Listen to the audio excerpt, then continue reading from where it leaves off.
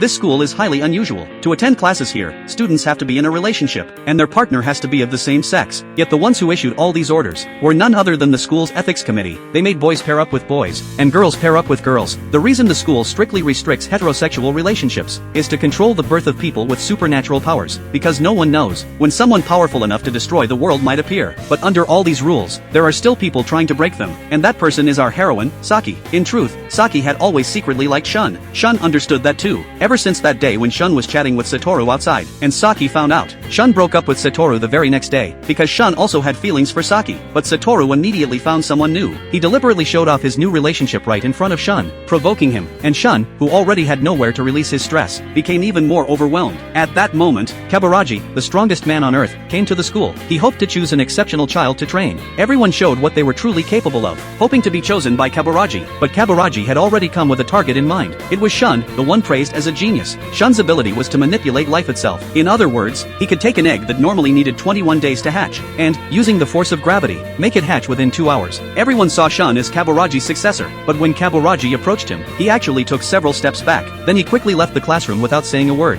The teacher hurried after him. When the teacher returned, classes were immediately suspended. Saki instinctively looked toward Shun, but Shun's face had become terrifying. As Shun stood up, his legs suddenly gave way. The egg fell and shattered on the floor, and inside it was the eye of a demon. Everyone asked him what was wrong, but Shun only said he was probably too tired. Because Saki loved Shun, she desperately wanted to know what had happened to him. On the way home, she stopped him. Saki tried to get closer, but Shun loudly stopped her. Shun lowered his head and said he wanted to be alone. Seeing the person he loved looking so confused, Shun took out 3 training balls. Even without gravity control, the balls began flying around Shun. Shun said he might not be physically ill. He would need treatment in the coming days. He refused Saki's idea of visiting him, because Saki would never be allowed to visit anyway. Seeing how devastated Saki looked, Shun's heart softened. It turned out that 2 years ago, when they came into contact with the Minashiro, and were later attacked, the incident had already been exposed. After that, the ethics committee had been secretly watching their every move, but for some unknown reason, the 5 of them had not passively disappeared like the other children. Shun told Saki to beware of cats. Then he took the collar from his neck and gave it to her, hoping it could protect her. The collar was the same kind worn by Shun's dog, because to Shun, both his dog and Saki were incredibly important. Shun left with a look of deep sadness. After that day, Shun never came back to school. The 4 members of the main group risked being watched, and split into 2 teams to search for Shun. Maria and Mamoru stayed at school to ask the others. Satoru and Saki went to Shun's hometown to take a look, but when they reached the outer area, they found that warning lines had already been set up around the village. They decided to avoid surveillance by going through the forest. Back at school, Mamoru and Maria also noticed something strange. Not a single child from Shun's district had come to school. In the forest, Saki and Satoru were stopped by a barrier. After breaking in, they discovered that Quirots were actually patrolling the area. As the two went deeper, the forest became increasingly eerie. Human-like faces grew on the red trees. Countless moth corpses covered the ground. Even in the middle of summer, a layer of frost had formed on the ground. Everything had fallen into chaos. Seeing that the village had now become a massive pit, Saki simply could not accept it. But deep inside the pit, there were 2 figures. Saki asked Satoru to create a mirror in the distance. When the mirror turned, Saki felt as if her mind exploded. The black,